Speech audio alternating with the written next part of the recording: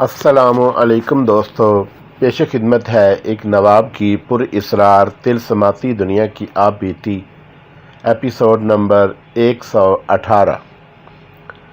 उसी तरह मुझे एक आदमी पगडंडी के किनारे एक दरख्त के नीचे खड़ा हुआ नज़र आया।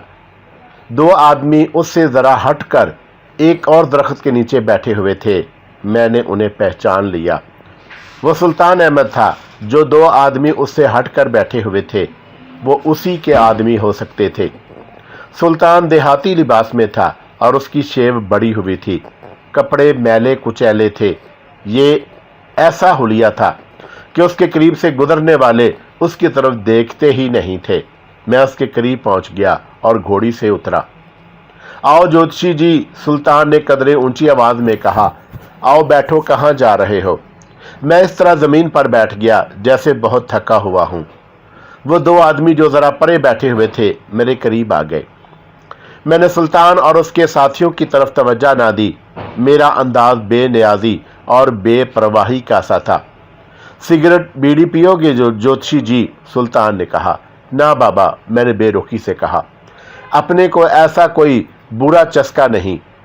फिर किसी के हाथ से कुछ खाना पीना हमारे लिए हराम है। ज्योतिषी जी, सुल्तान ने दरख्वास्त के लहजे में कहा, कोई और खिदमत बताएं। पर तू मेरी खिदमत करने पर क्यों तुला हुआ है? मैंने कहा। मैं चक्कर में आया हुआ हूँ। सुल्तान ने अपना दायां हाथ मेरे आगे करके कहा, हाथ देखकर कुछ बता दें। मैंने उसका हाथ झटक डाला। उसने हाथ फिर आगे कर दिया। मैंने मुंह दूसरी तरफ फेर लिया। उसके दोनों साथियों ने बारी बारी मेरी मिन्नत की कि मैं उसका हाथ देखूं। मैंने बड़े गुस्से से सुल्तान का हाथ पकड़कर उसकी हथेली फैलाई और 2-4 सेकंड देखकर उसका हाथ फिर झटक डाला। मत पूछ, मैंने सुल्तान से कहा, पछताओगे, लकीरें उलझ गई हैं। बता दो ज्योतिषी जी, सुल्तान ने कहा। किस्मत जैसी भी है बता दो, जितने पैसे आप मांगेंगे दूंगा। तू जिसके पीछे फिर रहा है वो तेरे हाथ नहीं आएगा, मैंने कहा। मैं किसके पीछे फिर रहा हूं ज्योतिषी जी? उसने पूछा। मैंने अभी तेरा हाथ गौर से नहीं देखा, मैंने कहा। तू किसी औरत के पीछे फिर रहा होगा या दौलत के लालच में तेरे पांव में चक्कर आ गया है। पर यह कोई बात नहीं।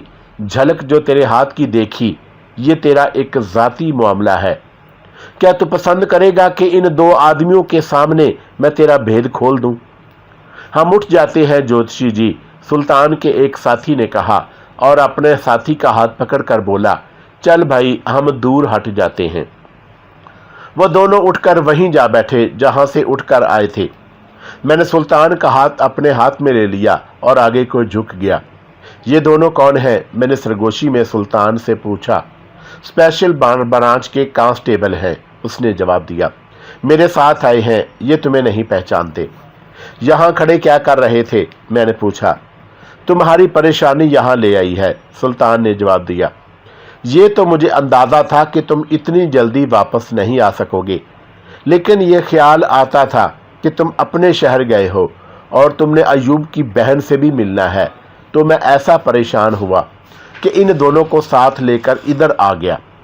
उन्हें ये बतला कर लाया हूँ कि इलाके में ज़रा घूमने फिरना है और आते जाते लोगों को देखना है। तुम फौरन मुझे बताओ कि क्या करके आए हो, कोई खतरा तो नहीं? नहीं, मैंने कहा, मस्त रहो। मैं इतनी दबी हुई आवाज़ में बोल रहा था कि उसके साथियों तक आवाज़ नहीं पहुंच सकती थी। मैं बातें कुछ और कर रहा था, लेकिन मेरे हाथों और सर की हरकतें ऐसी थी जैसे ज्योतिषी किस्मत का हाल बता रहा हो। मैंने अपने थैले में हाथ डाला, उसमें से स्लेट और पोथी निकाली, लेकिन मैंने जो चीज़ निकालनी थी वो रुका था, जो सुल्तान ने अपनी बीवी के नाम लिख कर दिया था, और वो मैंने सायरा को दे दिया था। मैंने वो रुका जो तय किया हुआ था सुल्तान के आगे फेंक दिया और वैसे ही उसका हाथ पकड़कर उसकी उंगली स्लेट पर रख दी। सुल्तान ने रुका मरोड़कर अपने हाथ में दबा लिया और मैंने उसके चेहरे पर इत्मीनान का तासर देखा। मैंने उसे सुनाया कि सायरा से मैं किस तरह मिला था और उसके साथ क्या बातें हुई हैं। सुल्तान, मैंने कहा, मैं तो बेकार होता जा रहा हूँ। जी में आती है कि सायरा को साथ लेकर कहीं दूर जंगलों में निकल जाऊं। मैंने उसकी सायरा की जज्बाती हालत उसे बताई। जज्बात से निकलो सिकंदर, सुल्तान ने कहा। मुझे डर है कि तुम जज्बात के जाल में आकर फांसी के तख्ते तक पहुंच जाओगे। अगर हिम्मत है तो कहीं बहुत ही दूर निकल जाओ। बंगाल है, सूबा सरहद है, बर्मा भी जा सकते हो, लेकिन वो भी अंग्रेज़ों की बादशाही में है। ज़्यादा बातों का वक्त नहीं, पहले तुम उठो और घोड़ी पर सवार होकर चल पड़ो। इन कांस्टेबलों को क्या बताओगे? ये कोई मुश्किल काम नहीं, सुल्तान ने कहा। इन्हें सुनाने के लिए मैं बात बना लूँगा। आज रात वहाँ से निकल जाओ और दीबे के ठिकाने पर पहुँच जाओ। सुल्तान भाई, मैंने कहा, तुम मुझे किस तरह यकीन दिला सकते हो कि तुम पर हर्फ नहीं आएगा? मुझे तुम्हारा फिक्र है। मैं पहले बता चुका हूँ, उसने कहा। मैं कल उस गांव में जाऊंगा, तुम तीनों वहां नहीं होगे। मैं नंबरदार और दीगर लोगों से पूछूंगा कि साईं करामते वाला कहाँ चला गया है। ज़ाहिर है कि उनमें से किसी को मालूम नहीं होगा। मैं रिपोर्ट दूंगा कि यह साईं नौसरबाज था और उसके साथ जो मुतमदे खास था वो नवाबजादा हमीदुल्ला खान ही था, और वो गांव वालों को बताए बगैर रूपोश हो गए हैं। मैं भी स्पेशल ब्रांच में सब इंस्पेक्टर रह चुका था। मैंने बड़ी जल्दी उसे एक दो मशवरे दिए। इस दौरान मेरी हरकतें ज्योतिषियों वाली थीं। मैंने स्लेट और पोथी वगैरह थैले में डाली और उठकर घोड़ी की तरफ चल पड़ा। ज्योतिषी जी, सुल्तान अहमद जेब से कुछ पैसे निकाल कर कहने लगा, ये लें, कुछ तो कबूल करें। नहीं, मैंने घोड़े पर सवार होकर कहा, कुछ नहीं लेंगे। हमने जो बताया है वो करना। दिन फिरेंगे पर वक्त लगेगा, तू भी क्या याद करेगा। मैंने घोड़ी को अपने रास्ते पर डाल दिया। मैं जब साईं करामते वाले के गांव में दाखिल हुआ तो सूरज गुरूब हो गया था। उन लोगों के मकान में दाखिल हुआ तो एक आदमी ने मुझे कहा, साईं जी, आप अपने कमरे में आपका इंतजार कर रहे हैं। उसी आदमी ने बाहर जाकर घोड़ी की ज़ेन उतारी और उसे जहां बांधना था वहां ले गया। हमीदुल्ला और नूरुल्लाह बेसब्री से मेरा इंतजार कर रहे थे। मैं भूख से मरा जा रहा था। सारा दिन कुछ नहीं खाया था। उन दोनों से कहा कि खाना मंगवाएं और मैंने उन्हें अपनी कारगुजारी सुनाई तो उनकी जान में जान आई। ये भी बताया कि सुल्तान अहमद से मुलाकात हो गई है और उसका रुका उसे दे दिया है। क्या उस हसीना को दिमाग से निकाल आए हो? हमीदुल्ला खान ने कहा। क्या नाम है उसका? सायरा, मैंने कहा। नहीं भाई, वो मेरे दिमाग से नहीं निकलेगी। फिर अल्लाह करेगा जल्दी फांसी पाओगे, नूरुल्लाह ने कहा। मैं हंस पड़ा और बात हंसी में टाली, लेकिन मेरा दिल रो रहा था। मैंने तस्लीम कर लिया था कि मैं सायरा को दिल से नहीं उतार सकूंगा। मैं आपको याद दिलाना चाहता हूं कि सायरा जब मेरे साथ अकेली रहती थी तो रातों की तन्हाई मुझे बहुत आजमाइश में डाल दिया करती थी, और ऐसा भी हुआ कि वो सोई हुई थी। दरीचे से शफाफ चांदनी उसके चेहरे और सीने पर पड़ रही थी। मैं जाग रहा था। उसे देखा तो मैं इस तरह उठकर सोई हुई सायरा के पलंग पर जा बैठा जैसे लोहे का छोटा सा टुकड़ा ताकतवर मकनातीस से खिंचा हुआ उसके साथ जा चिपकता है। मैं आपको ये भी याद दिलाना चाहता हूँ कि सायरा की आंखें मेरी माँ की आंखों से इतनी ज़्यादा मिलती थीं कि मैं उसकी आंखें देखता तो यही कहता कि जिस औरत की भी आंखें हैं वो मेरी माँ है। सायरा की मुस्कुराहट तो 100% मेरी माँ की मुस्कुराहट थी, और उसके चेहरे का तासुर ऐसा था कि चांदनी में उसका चेहरा मुझे अपनी माँ का चेहरा लगा, और उससे ये हुआ कि मैं शैतान के कब्जे से आज़ाद हो गया, और सायरा की मोहब्बत जो मेरे दिल में पैदा हुई थी उसमें तकद्दुस शामिल हो गया। मैं सुना चुका हूँ कि सायरा से मैंने कहा था कि मैं तुमसे दूर नहीं रह सकूँगा, लेकिन मैं तुम्हें बीवी नहीं बना सकूँगा। मैं बेहतर ही जानता हूँ कि सायरा के घर से मैं निकला किस मुश्किल से था। यूं कह लें कि अपने आप को घसीट और धकेल कर वहां से निकाला था। अच्छी तरह सुन लो सिकंदर, हमीदुल्ला ने कहा। आज रात हम जिंदगी की एक और सुरंग में दाखिल हो रहे हैं। ना जाने ये सुरंग कहाँ जाकर खत्म होगी और आगे क्या होगा। हम दीबा के पास जा रहे हैं। कौन कह सकता है कि वो हमारे साथ वफा करेगा। वो मेरा एहसान तो मानता है, लेकिन उसके गिरोह में और आदमी भी हैं। मालूम नहीं कौन कैसा है। ये मुझे क्यों बता रहे हो? मैंने कहा। मैं जानता हूं कि हम वहां जा रहे हैं। ये इसलिए बता रहे हैं कि तुम वापस अपने आप में आ जाओ। नूरुल्लाह ने कहा, खुदा ने तुम्हें जो जुर्रत, अक्ल और ताकत दी है उसे संभाल कर रखो, उस पर इश्क का नशा तारी ना करो, औरत को पांव की जंजीर ना बनाओ। जो औरत तुम्हारे दिल को अच्छी लगे उसे दिल में ना उतरने दो, उसे गोश्त और हड्डियों का मुजस्समा समझो, दिल बहलाओ और उसे भूल जाओ। मर्द हो यार, हमीदुल्लाह ने कहा, मर्द ही रहो। तुम्हारे इश्क ने हमें और सुल्तान को तो मरवा दिया था, इस तजर्बे से सबक हासिल करो। अगर फांसी के तख्ते पर खड़ा होने का शौक है तो सायरा के घर चले जाओ। नूरुल्लाह ने कहा, लेकिन हमें ना पकड़वा देना। ये तुमने क्या बेकार बकवास शुरू कर दी, मैंने उन्हें टालने के लिए कहा। क्या तुम मुझे बच्चा या अनाड़ी समझते हो? चलने की तैयारी करो। अगर दीबा के किसी आदमी ने हमारे साथ गड़बड़ की तो दीबा इस शख्स को फिर कभी नहीं देख सकेगा। मैंने ये बात कह तो दी, लेकिन मेरी जज्बाती कैफियत इतनी बिगड़ी हुई थी जिसे मेरे इन दोस्तों ने महसूस कर लिया। वो ठीक कह रहे थे कि हम जो जिंदगी गुजार रहे थे उसमें जज्बात उस जहर की मानत थे जो जिस्म में दाखिल होकर जिस्म को खा जाता है। मैंने अपने जज्बात पर काबू पाने की कोशिश शुरू कर दी। रात को हमने यहां से निकल जाना था। साईं करामते वाले ने ऐलान कर दिया था कि आज रात वो दरबार आम मुनक्कद नहीं करेंगे। उसके साथ ही उन्होंने लोगों तक अपने खास मुरीदों की मार्फत ये बात भी पहुंचाई थी कि आज रात किसी घर का कोई फर्द घर से बाहर ना निकले, ना छत पर चढ़े, क्योंकि जिन्नात का एक टोला रात किसी भी वक्त गांव के ऊपर से गुजरेगा। लोगों को बताया गया कि साईं जी को जिन मरीद हैं और उन्होंने साईं जी को यह खबर कर दी है। अगर कोई साहब ये सोचे कि मैं कहानी बनाने के लिए ये बात कह रहा हूँ और ये बात हकीकी नहीं हो सकती, तो इसका मतलब ये होगा कि ये साहब अपने मुआशरे, खसूसन देहाती मुआशरे के मतलब कुछ नहीं जानते। वो तो जहालत का ज़माना था। देहात में तालीम नहीं थी, तालीम की बजाय तवाहम परस्ती थी। आज देहाती इलाकों में भी स्कूल और कॉलेज खुल गए हैं, लेकिन तवाहम परस्ती, पीर परस्ती और मज़ार परस्ती उतनी ही है जितनी जहालत के ज़माने में थी। आज भी हिस्टेरिया, मिर्गी, जिस्मानी तशन्नुज को जिन्नात का कब्जा, आसेब, पकड़ और ना जाने क्या क्या कहते हैं, और वो मेडिकल साइंस को लात मारकर अपने पीर की बात मानते हैं। मैंने हमीदुल्लाह खान और नूरुल्लाह की दानिशमंदी की दाद दी कि उन्होंने शाम के बाद लोगों को घरों में कैद रखने का कितना अच्छा और मुअस्सर तरीका सोचा था। अब हम किसी को पता चले बगैर गांव से निकल सकते थे। उस वक़्त उस मकान में सिर्फ 2 आदमी थे जो साईं करामते वाले की खिदमत के लिए मौजूद थे। उसने दोनों को बुलाया। ओए, घोड़ियां तैयार हैं? नूरुल्लाह ने उनसे पूछा। तैयार है सरकार, एक ने जवाब दिया। तुम दोनों अपने घरों को चले जाओ, नूरुल्लाह ने कहा। जिन्नों के गुजरने का वक्त हो गया है, हम तीनों गांव के बाहर जाकर पहरा देंगे। नूरुल्लाह ने हमीदुल्लाह और मुझसे साईं करामते वाले के अंदाज से कहा। तुम दोनों डर ना जाना, मुझे साथ देखकर जिन्नात में कुछ नहीं कहेंगे। मैं उन जिन्नात को यहाँ नहीं उतरने दूंगा।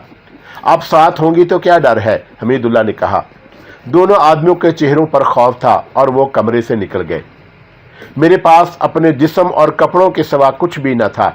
मेरी मता एक रिवाल्वर था और उसकी चंद एक गोलियां। हमीदुल्लाह खान और नूरुल्लाह के पास बहुत कुछ था। उन्होंने मरीदों से जो दौलत कमाई थी वो उन्होंने छुपा कर रखी हुई थी। उनमें जेवरात भी थे, उनके अपने कपड़े थे। मेरे पास ज्योतिषियों के बहरूप का सामान था। बहरहाल जो कुछ भी था वो हमने 2 गठरियों में बांधा। ट्रंक या सूटकेस नहीं उठाए जा सकते थे क्योंकि हम घोड़ों पर जा रहे थे। हम जब उस मकान से निकले तो नूरुल्लाह ने आह भर कर कहा, पीरी की शान भी गई। उन दोनों ने बादशाहों जैसी ऐशो इशरत की थी, लोगों के दिलों और रूहों पर हुकूमत की थी। एक से एक बढ़कर हसीन मुरीदनी थी, मार्फत की शराब भी थी। उस रात शाहाना शान शौकत भी खत्म हो गई, ऐशो इशरत भी। मत अफसोस कर नूर, हमीदुल्लाह ने कहा, जहां जाएंगे ऐश करेंगे। बाहर 3 घोड़ियां एक दरख्त से बंधी खड़ी थी। हमने गठरियां उनकी जेनों के साथ बांधी और घोड़ियों पर सवार हो गए। गांव की ये कैफियत थी जैसे हम तीनों के सिवा वहां कोई चौथा इंसान नहीं था।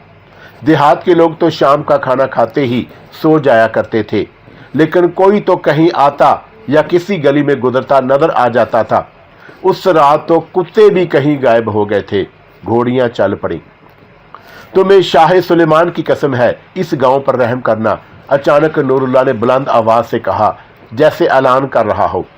उन लोगों ने तुम्हारा कुछ नहीं बिगाड़ा, ऊपर से गुजर जाना। ये कहकर नूरुल्लाह ने मुंह ऊपर करके ऐसी लंबी आवाज निकाली जिसे मैं बयान नहीं कर सकता। ये हवाई अमले के सायरन जैसी भी थी, और उसमें किसी कुत्ते के रोने की आवाज भी शामिल थी, और उसमें कुछ तासुर चीखों का भी था। आवाज में उतार चढ़ाव भी था, और उस लंबी होक में खौफ का तासर नुमाया था। होशियार गांव वालों, होशियार, नूरुल्लाह ने ऐलान किया। अल्लाह को याद करो, कलमा शरीफ पढ़ो, दरूद शरीफ पढ़ो। हिंदू भाई बहनें हरि कृष्ण के भजन गाओ, खतरा गुजर रहा है। घोड़ियां चली जा रही थी और नूरुल्लाह अपना फराड चलाता जा रहा था।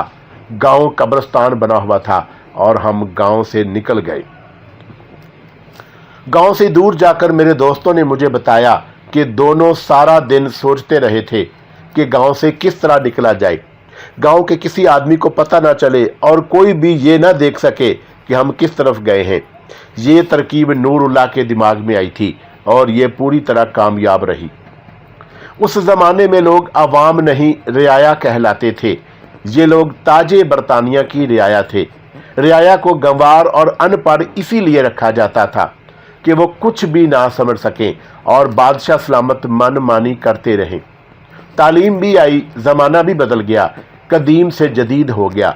लोग रियाया की बजाय अवाम बन गए, लेकिन उनकी किस्मत नहीं बदली और आज भी बादशाह इसी फरेब काराना कोशिश में लगे रहते हैं कि अवाम कुछ भी ना समझ सकें। मुल्क के हुक्मरान और हैं, लेकिन असल बादशाही पीर, डाकू और मुझ जैसे आमल और ज्योतिषी करते हैं। फरेब दही का एक गोरख धंधा है जिसमें अवाम उलझे हुए हैं। कभी वो समझते हैं कि वो सब कुछ समझ गए हैं, लेकिन ये ला इल्मी की इंतहा है कि ना समझते हुए भी समझें कि वो सब कुछ समझ गए हैं। ये उन लोगों का तैयार किया हुआ गोरख धंधा है जो मुझसे, नवाबजादा हमीदुल्लाह, नूरुल्लाह और दीबा से बेहतर लोग हैं। आवाम को अंधेरे में रखने की मुजरमाना हरकत को सियासत कह लें, जमहूरियत कहें या अंधी हकीकत कह लें, असल मकसद ये है कि आवाम को लाइल्मी की तारीकी में रखा जाए, लेकिन चरब ज़बानी ऐसी हो कि उस तारीकी को वो उजाला समझे। उस एक गांव को बेवकूफ़ बनाकर नूरुल्लाह ने कोई कमाल नहीं दिखाया था। वो तो पूरे का पूरा मुआशरा हम जैसों के हाथों में बेवकूफ़ बना हुआ था। लोग घरों में दुबके रहे कि जिन्नात के उनके ऊपर से गुजर जाएंगे। इन बेचारों को मालूम नहीं था कि असल जन्नात 3 हैं जो उनके गांव से दूर गुजर गए हैं। हमारी मंजिल कमोबेश 30 मील दूर थी। हम दीबा के पास जा रहे थे। इससे पहले मैं सुना चुका हूं कि दीबा क्या था। मुख्तसर ये कि वो डाकुओं और राहजनों का उस्ताद और पीर था, लेकिन शरीफों के मुआशरे में वो एक बाइज्जत और नेक नाम आदमी था। हमीदुल्लाह खान और नूरुल्लाह ने उसे पहले ही पैगाम भिजवा दिया था कि उनके लिए ऐसे हालात पैदा हो गए हैं कि उन्हें उसके पास आना पड़ेगा। दीबा ने उन्हें कहा था कि जब ज़रूरत पड़े वो आ जाएं। हम गपशप लगाते, कुछ संजीदा कुछ गैर संजीदा बातें करते चले जा रहे थे। सुबह तुलू होने से बहुत पहले हमें वहां तक पहुंच जाना चाहिए था। तीनों घोड़ियां अच्छी थीं, कुछ दूर तक उन्हें दौड़ा भी लेते थे। इस तरह हम सुबह काजब के वक़्त उस इलाके में दाखिल हुए जिसमें दीबा का ठिकाना था। जब हम उस इलाके में पहुंचे तो ये जानते हुए कि हमीदुल्लाह खान और नूरुल्लाह उस जगह से वाकिफ़ हैं, मैंने उन्हें कहा कि ऐसी जगह कौन रहता होगा जहां से गुजरना ही महाल है। ये थोड़ा सा इलाका पहाड़ी सा था और उसमें ऊंची नीची चट्टानें थीं। ये चट्टानें ज़्यादातर पथरीली नहीं थी, वहां ऊपर नीचे दरख्तों की बहुताब थी। सब्ज़ा भी ज़्यादा था। वसी खड्ड और बरसाती नाले भी थे। मैंने कई जगहों पर रुका हुआ पानी देखा। चांद पिछले पहर का था, इसलिए रोशनी काफ़ी थी और न रात के वक़्त वहां से गुजरना नामुमकिन नहीं था। चलते चलते नूरुल्लाह ने अपनी घोड़ी हमसे आगे कर ली। अब जरा संभल कर सिकंदर, उसने कहा।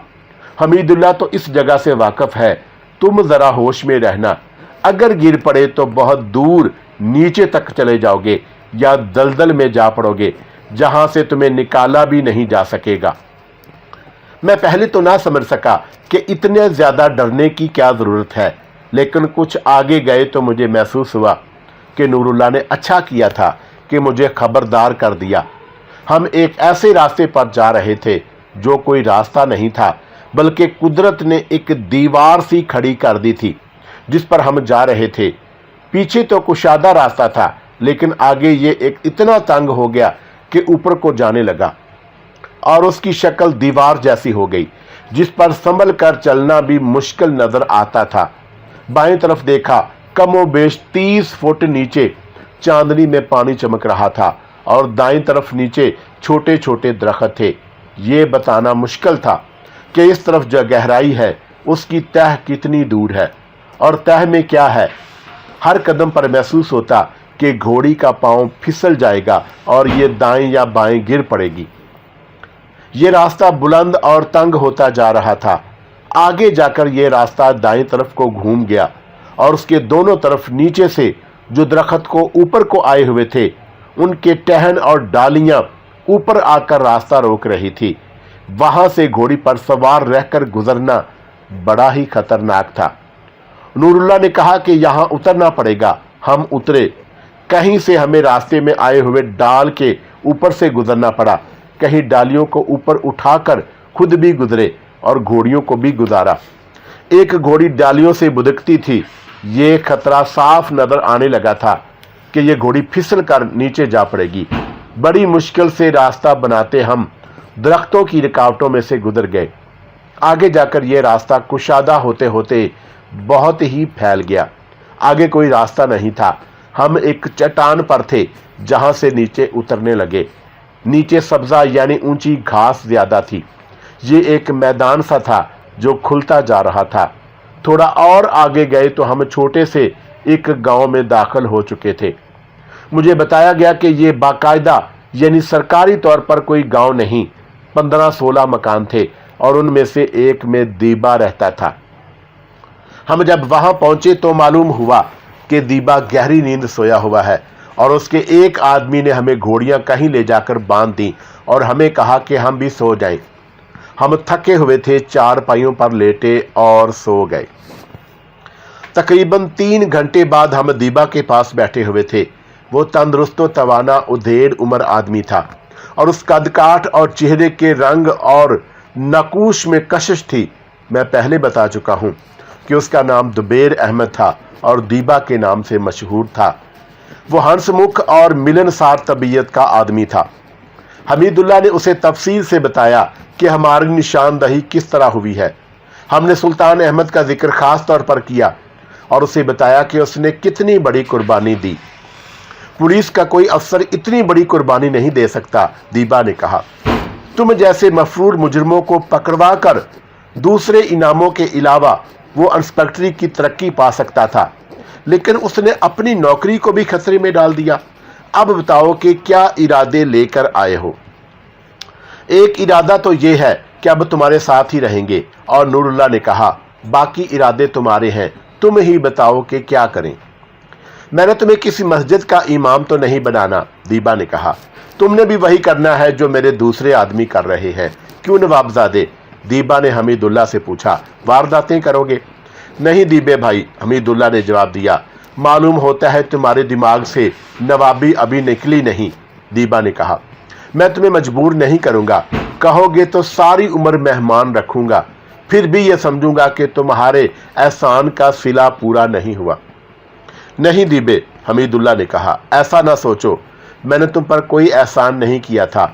हम यहाँ फारग बैठने के लिए नहीं आए, फारग बैठा भी नहीं जाता।